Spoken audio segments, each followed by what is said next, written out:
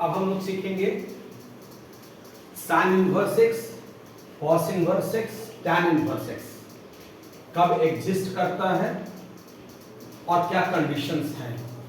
तो सबसे पहले ये जानिए कि अगर fx बराबर क्या है, साइन एक्स है, fx बराबर क्या है, साइन एक्स है, तो हम सब जानते हैं f इनवर्स x कब एग्जिस्ट करता है, जब फंक्शन नंबर 1 क्या होना चाहिए, 1 1, नंबर 2 फंक्शन क्या होना चाहिए, ऑड 2। ठीक है। और मैं सारे बच्चों से बोलना चाहूंगा, आप 11th क्लास में साइन एक्स का ग्राफ पढ़ के आए हो। ठीक है। हम क्या जानते हैं, साइन एक्स का मैक्सिमम वैल्यू क्या होता है, 1। ठीक है। और साइन एक्स का मिनिमम वैल्यू क्या होता है, -1। ये सबको मालूम है। ठीक है। साइन एक्स का वैल्यू कहां से कहां वैरी करता है, -1 से 1 के बीच में वैरी करता है। कंफर्म। अब देखिए, आप सब बच्चे जानते हो ये साइन एक्स का ग्राफ है। This one is the graph of sine x, right. अगर हम एक लाइन खींचते हैं पैरेलल टू y एक्सिस, ये लाइन कैसा खींचते हैं, लाइन पैरेलल टू कौन एक्सिस, y एक्सिस।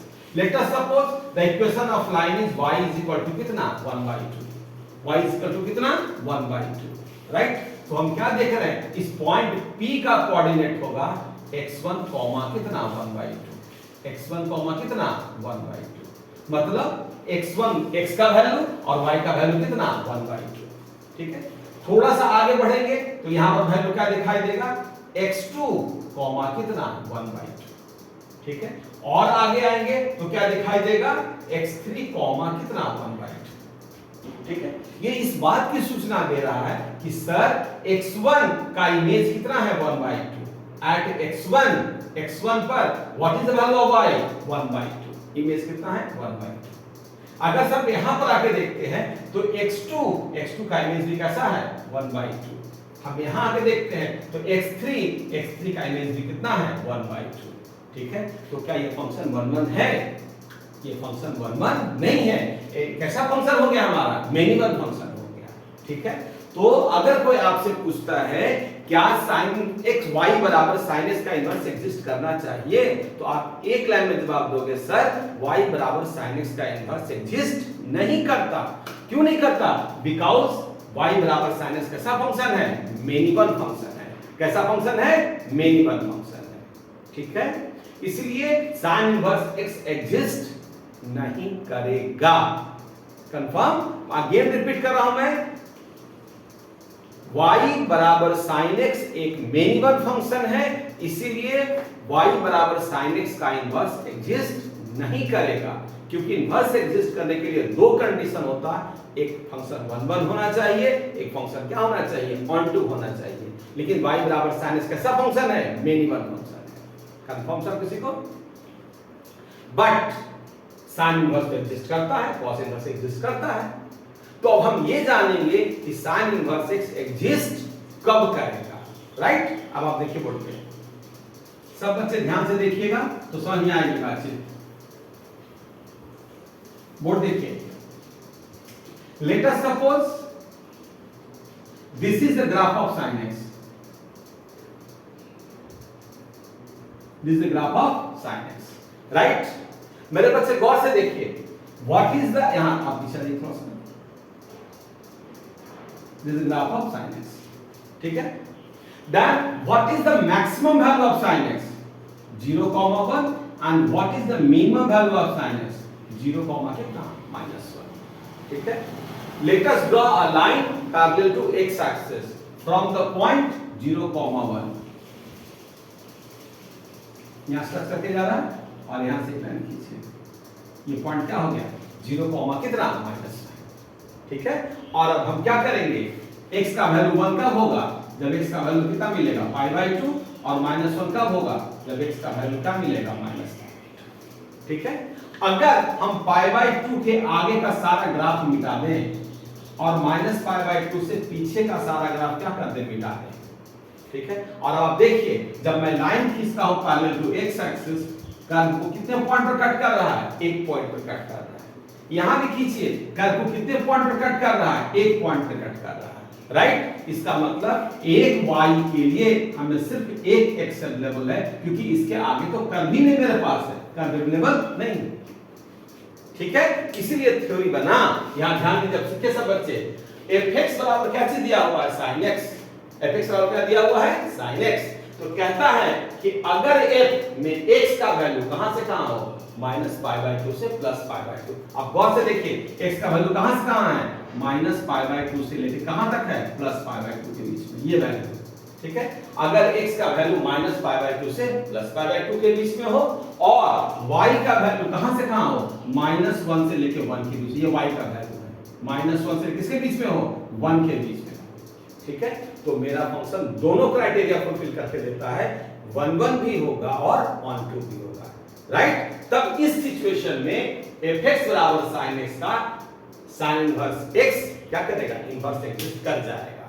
ठीक है, क्योंकि इनवर्स का दो क्राइटेरिया है, 1 और 1 और हम देख रहे हैं यहां से यहां के बीच में फंक्शन 1 भी है और पूरा का पूरा रेंज कवर अप कर रहा है। ठीक है, इसलिए फंक्शन मेरा कैसा हो गया, 1 और 2 दोनों हो गया, कंफर्म। इससे सारे बच्चे याद रखिएगा, fx बराबर sin x के लिए अगर x का वैल्यू -π/2 से π/2 के बीच में हो तो ही f इनवर्स fx बराबर sin x का इनवर्स एग्जिस्ट करेगा। ठीक है, उसी प्रकार अगर fx बराबर cos x है और x का वैल्यू अगर 0 से π के बीच में है तब ही cos इनवर्स x एग्जिस्ट करेगा, अदरवाइज इनवर्स एग्जिस्ट नहीं करेगा। ठीक है, उसी तरह से tan इनवर्स के लिए tan x के लिए अगर x का वैल्यू -π/2 से π/2 के बीच में रहेगा तभी इनवर्स एग्जिस्ट करेगा, अदरवाइज इनवर्स एग्जिस्ट नहीं करेगा। कंफर्म सब किसी को?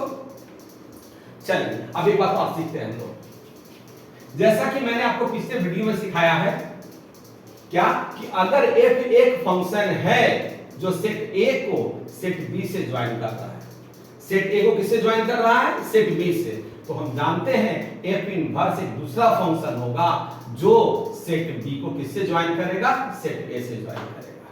मतलब A इधर चल जाएगा और B इधर आ जाएगा। आप गौर से देखो, f कहां से कहां है, x का वैल्यू -π/2 से π/2 और y का वैल्यू कहां से कहां, -1 से 1। तो जब f इनवर्स की बारी आती है, जो रेंज था मेरा वो क्या हो चुका है, डोमेन हो चुका है, और जो डोमेन था मेरा वो क्या हो चुका है, रेंज हो चुका है। कंफर्म, ये हम लोग पहले से जानते हैं इसको। ठीक है, तो मेरे बच्चे ध्यान से देखो, अगर हम fx बराबर sin x की चर्चा करें तो डोमेन कहां से कहां, -π/2 से π/2 के बीच में, राइट। कहने का मतलब x का जो वैल्यू होगा वो कहां से कहां होगा, -π/2 से π/2 के बीच में। ठीक है, लेकिन अगर हम sin इनवर्स x की चर्चा करते हैं तो जो x का वैल्यू वो कहां से कहां होगा, -1 से 1 के बीच में। क्यों भाई? क्योंकि हम सब बच्चे जानते हैं सर, डोमेन के अंदर क्या रहता है, x, और कोडोमेन के अंदर क्या रहता है, fx या y, जो कहले सब चलेगा। ठीक है, डोमेन के अंदर क्या रहता है, x, राइट मेरे बच्चों। तो sin इनवर्स sin x में क्या यहाँ पर है, x, और x कहां से कहां, -π/2 से π/2, और sin इनवर्स x का x कहां से कहां, -1 से 1 के बीच में। ठीक है, और जहां तक रहा सवाल sin x का वैल्यू कहां से कहां, -1 से 1, तो sin इनवर्स x का वैल्यू कहां से कहां, -π/2 से π/2। ठीक है, अगर कोई बच्चा गलती से ये लिखता है sin इनवर्स 90 डिग्री, उसका बात गलत माना जाएगा। क्यों गलत माना जाएगा? क्योंकि सर sin इनवर्स के अंदर एंगल नहीं आता, sin इनवर्स के अंदर वैल्यू आता, और वो वैल्यू कहां से कहां होना चाहिए, -1 से 1 के बीच में। कंफर्म? ठीक उसी तरह से cos इनवर्स में x का वैल्यू कहां से कहां, 0 से π के बीच में, तो f इनवर्स x बराबर cos इनवर्स x के लिए x का वैल्यू कहां से कहां, -1 से 1 के बीच में। क्योंकि डोमेन क्या है इसका, वो सॉरी डोमेन मैंने लिखा है, मैं लिख देता हूं, यहां देखिए डोमेन क्या हो जाएगा, f इनवर्स के लिए ये हो जाएगा डोमेन, और ये क्या हो जाएगा आपका कोडोमेन 0 से। ठीक है, कोई दिक्कत किसी को? और tan इनवर्स के केस में x का वैल्यू कहां से कहां, -π/2 से π/2, और y का वैल्यू कैसा नंबर, रियल नंबर। ठीक है, तो मैं ये मान के चलता हूं कि मेरे सारे बच्चे को sin x में x का वैल्यू क्या होगा और sin x का वैल्यू क्या होगा ये मालूम हो चुका है, और sin इनवर्स के x के केस में x का वैल्यू क्या होगा और f इनवर्स x का वैल्यू क्या होगा ये मालूम हो चुका है। या हमेशा याद रखिएगा, x किसको रिप्रेजेंट करता है, डोमेन को, f इनवर्स किसको रिप्रेजेंट करता है, रेंज को। यहाँ x किसको रिप्रेजेंट करता है, डोमेन को, f किसको रिप्रेजेंट करता है, रेंज को। ठीक है, तो ये हम लोग जान चुके हैं sin x का इन्वर्स कब होगा, cos x का इन्वर्स कब होगा और tan इन्वर्स का इन्वर्स कब होगा। ठीक है, अब हम नेक्स्ट वीडियो में बात करेंगे फॉर्मूलाज के पीछे। ठीक है।